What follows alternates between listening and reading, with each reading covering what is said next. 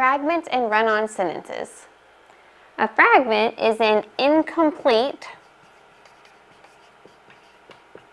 sentence or thought that cannot stand on its own. And it can't stand on its own and is incomplete because it's missing either a noun or a verb. So let's look at some examples of fragments.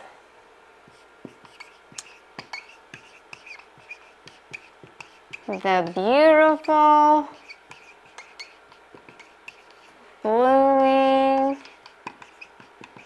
daisies in my yard.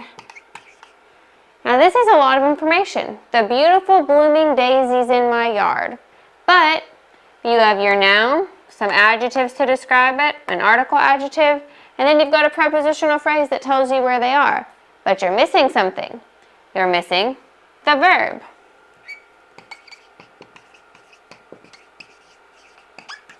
So this one is a fragment. So you can have a longer sentence or a longer fragment that looks like a sentence and still have it be a fragment because it's missing either the noun or the verb. So we had our noun, but we were missing our verb. So even though it looks long and looks like it could be a sentence, don't be fooled by the length of a fragment, because just because a phrase is long doesn't mean it's a complete sentence. Let's look at another example.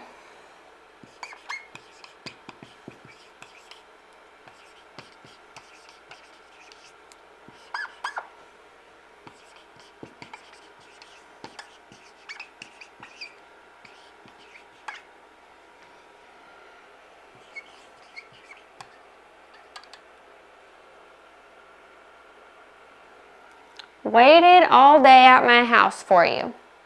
In this sentence, we have an action, waiting, so we've got our verb. All day at my house for you.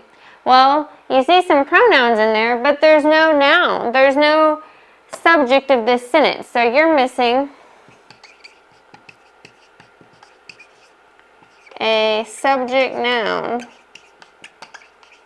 in this one. So it's still a fragment. You've got the verb part, you've got the predicate part of your sentence, but you don't have the subject part. So this is a fragment. It is not a complete sentence.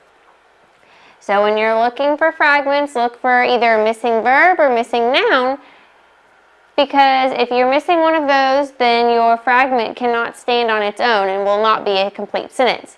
In your writing, you'll need to revise this, you need to revise these, and often you can just add a little bit to a fragment to make it a complete sentence.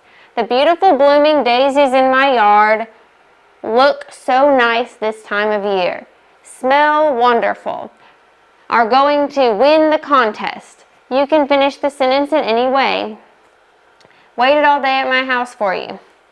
You could say, we waited all day at my house for you. I waited. My mom and I waited.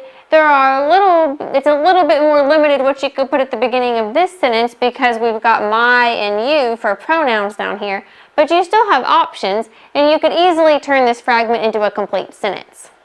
Now let's look at run-on sentences. A run-on sentence is a sentence that should be written as two sentences. It's too long. It contains too much information and is confusing to the reader. And if it's running on and on and on, then it's likely there's not correct punctuation and there's too many nouns and too many verbs crammed into one sentence. So you need to break it up so that you've got separate complete thoughts and it's easier for the reader to understand. Let's look at these examples of run-on sentences and then correct them. I couldn't believe it when I heard that there were going to be thunderstorms tomorrow. I was planning on having a barbecue outside to celebrate summer. This is a lot of information, so we need to see where one thought ends and another one starts so that we can split it up. I couldn't believe it. Well, we want to know what she couldn't believe. I couldn't believe it when I heard that there were going to be thunderstorms tomorrow. So all that is one thought. So we're going to separate this and put a period, and we would need to capitalize the next letter, but since it was I, it was automatically capitalized. I was planning on having a barbecue outside to celebrate summer. Now we have two complete sentences. They're separate, it's not too much information in each sentence, and it's not going to be confusing to the reader. I couldn't believe it when I heard that there were going to be thunderstorms tomorrow. I was planning on having a barbecue outside to celebrate summer.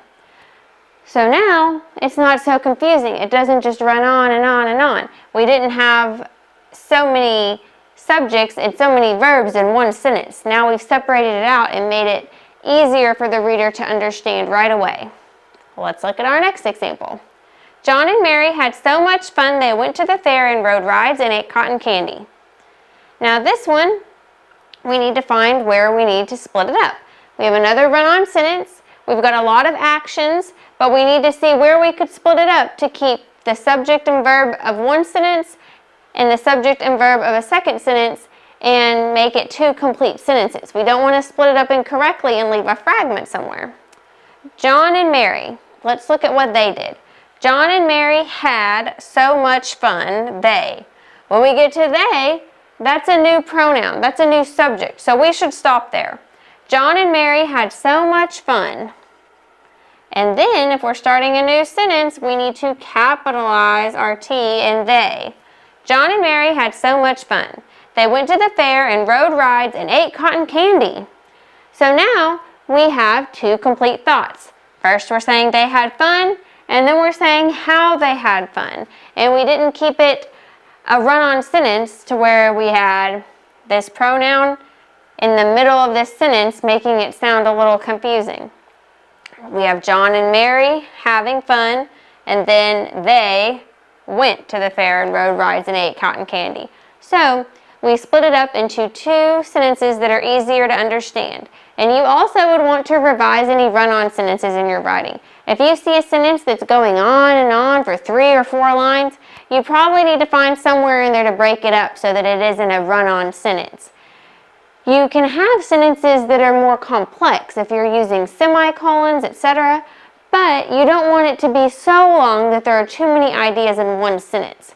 So when you're writing, make sure you don't have any incomplete thoughts that are missing a noun or verb. We don't want any fragments in your writing, and make sure that none of your sentences are going on so long and including too much information that it makes it a run-on sentence.